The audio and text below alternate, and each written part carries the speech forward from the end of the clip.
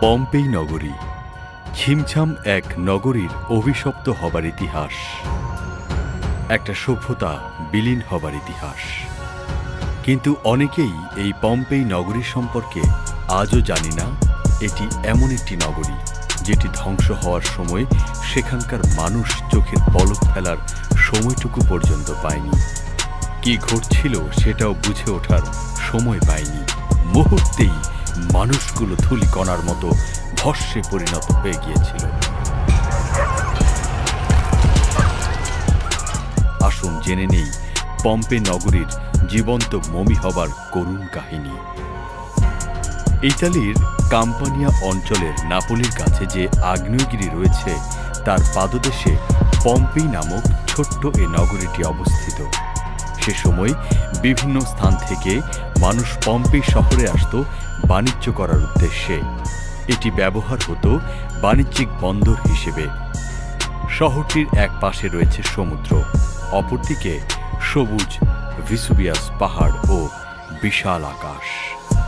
নগরীটি দুভাগে বিভক্ত ছিল, একটি নিচু স্থানে যার নাম পম্পেই আর অপরটি উঁচু স্থান যার নাম হারকুলেনিয়াম।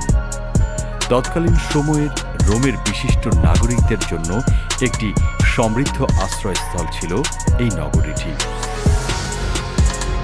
মার্জিত ঘর এবং বিস্তৃত পাকা রাস্তা, অবাধ যৌনতা, পতিতালয় এসব কোনো কিছুর অভাব ছিল না এ নগরীতে।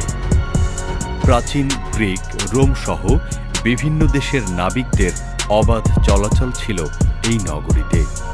বাণিজ্যিক ট্যুরিস্টদের জন্য সেখানে গড়ে উঠেছিল অত্যাধুনিক দৃষ্টিনন্দন অট্টালিকা, প্রাসাদ, বাজার প্রভৃতি। শহরটি ধীরে ধীরে প্রাচীনকালের আধুনিক সভ্যতার সব ধরনের চিত্তরঞ্জনের জন্য প্রাণবন্ত একটি শহরে পরিণত হয়ে ওঠে। তৎকালীন অভিজাত মানুষগুলোর আমোদ প্রমোদের কেন্দ্রস্থল ছিল এই নগরী।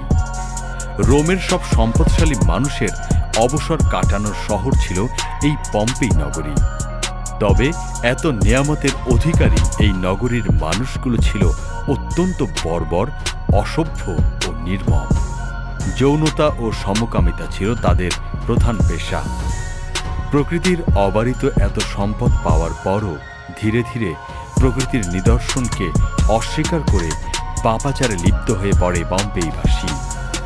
এরা যৌনতায় এতটাই অন্ধ ছিল যে বাবা নিজের ছেলে মেয়েদের দিয়ে অতিথির যৌন বিনোদনের ব্যবস্থা করতে দ্বিধা করত না। এই পরিণতিতে একদিন ঘটে গেল এক ভয়াবহ ঘটনা। এক ভর দুপুর বেলা ইতালির পম্পেই শহরের অধিবাসীরা কেউ বিশ্রামে ব্যস্ত ছিল, আবার কেউ আনন্দ উদ্দীপনায় নিজেদের মত্ত রেখেছিল। ঠিক সেই সময় হঠাৎ করে শহরের পাশে অবস্থিত ভিসুবিয়াস পর্বতে কোনো প্রকার পূর্ব সংকেত ছাড়াই এক বিরাট ধরনের ক্যাটাস্ট্রফিক অগ্ন্যুৎপাত ঘটে।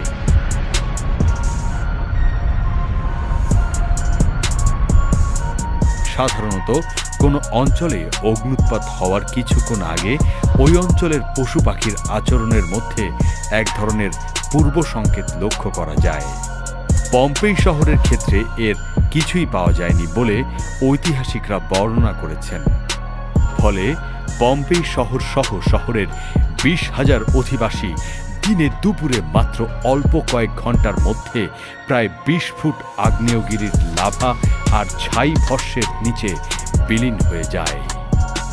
শহরের সব মানুষ, প্রাণী ও উদ্ভিদ রাজির তাৎক্ষণিক জীবন্ত কবর রচিত হয়। এরপর থেকে প্রকৃতির অভিশপ্ত এবং পাপিষ্ট শহর হিসেবে এই শহর প্রায় 1700 বছর ধরে আধুনিক মানব সভ্যতার অগোচরেই রয়ে যায়। কেউ কখনো সেখানে ভুল করেও প্রবেশ করেনি। 18 শতাব্দীতে প্রত্নতত্ত্ববিদরা যখন পম্পেই খোঁড়াখুড়ি করলেন তখন তারা ভয়াবহ সব জিনিস খুঁজে পেলেন। তারা দেখলেন নগরীর রাস্তার মোড়ে মোড়ে ছিল পতিতালয়, দেয়ালে জঘন্য যৌন চিত্রকর্ম, সমকামিতা এবং পুরুষ মহিলার একসাথে গোসলখানার ছড়াছড়ি। এমনকি ফসিল হয়ে জমে যাওয়া সমকামী জুটির উদাহরণ পর্যন্ত পাওয়া গেছে। ধ্বংস হয়ে যাওয়া পম্পেই নগরীতে আল্লাহ আমাদের শেখার জন্য অনেক কিছু উদাহরণ হিসেবে রেখে দিয়েছেন। যেন আমরা জানতে পারি কি কারণে তাদের সেই ভয়ঙ্কর পরিণতি হয়েছিল। কিছু অ্যামেচার আর্কিওলজিস্ট 1749 সালে সর্বপ্রথম আবিষ্কার করেন ধ্বংস হয়ে যাওয়া পম্পেই নগরী। তারপর থেকে সেখানে উৎসাহী মানুষের আনাগোনা বাড়তে শুরু করে। ইতোমধ্যে প্রায় 2000 বছর সময়ের এই শহরটি কয়েক হাজার ফুট মাটির নিচে বিলীন হয়ে গেছে।